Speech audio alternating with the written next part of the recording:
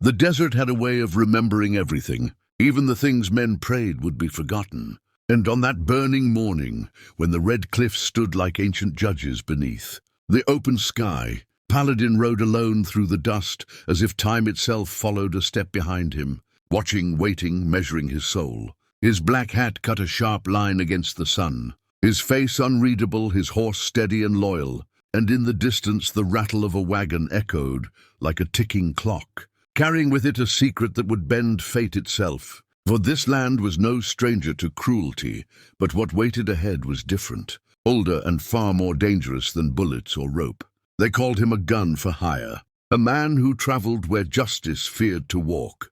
And yet even Paladin felt a tightening in his chest when he first saw the cage, an iron bird cage, swaying gently from a wooden gallows beam beside the road, its shadow crawling across the sand like a living thing. And inside it sat a woman dressed in red, her eyes sharp despite the dust and heat, her hands folded not in fear, but in defiance, as though she dared the world to test her resolve. The townsfolk called her the Bird of Time, whispering that she knew things she shouldn't, that she predicted deaths before they happened, that men who crossed her met their end before sunset. And so they locked her away, not for crimes, but for prophecy, not for violence, but for truth, because the West had always been more afraid of truth than of blood. Paladin dismounted slowly, his boots pressing into the sand like punctuation marks in a long, unfinished sentence, and he watched as the wagon rolled closer, driven by a man whose eyes never lifted from the reins,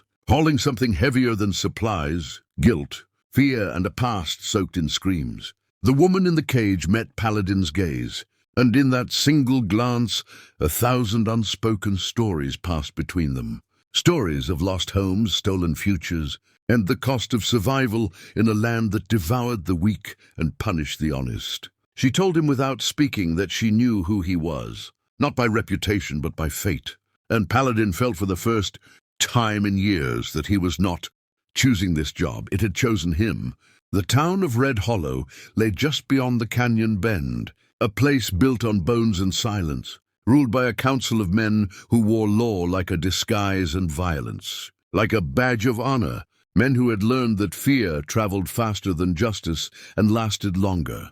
They greeted Paladin with false smiles and tight hands near their holsters, offering him gold to keep moving, to not ask questions, to leave the bird in her cage and let time finish its work. But Paladin had never been paid to look away, and when he refused, the town's mask slipped, revealing what it always had been, a prison with no walls and no mercy. As night fell, the desert grew cold, and the wind carried voices from the past.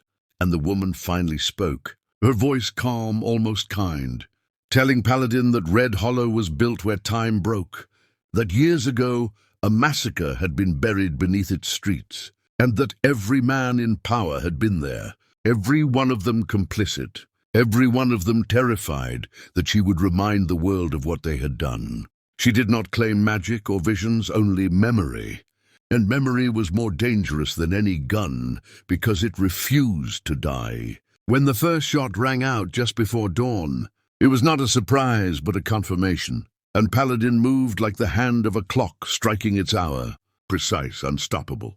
Final, the echoes of gunfire bouncing off canyon walls, as men who thought themselves untouchable learned that time always collects its debts. Horses screamed, glass shattered, dust and blood mixed into the same dark stain, and the cage fell with a crash that echoed louder than thunder, the door bursting open as the woman stepped free, not rescued but released, her face illuminated by the rising sun, as if the world itself acknowledged her freedom. The town burned not from vengeance but from consequence, and as the smoke drifted upward, Paladin stood at the edge of Red Hollow, watching the past finally surface, knowing that justice in the West was never clean, never gentle, but always necessary.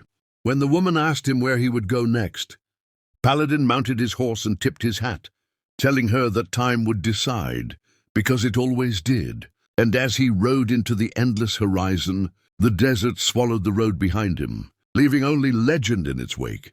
And if this story stirred something in you, if you felt the dust, the danger, the justice, and the heartbeat of the Wild West, then ride with us again.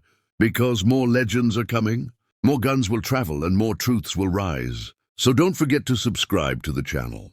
Join the journey and keep the spirit of the Western alive, where every story matters and every moment is written in time.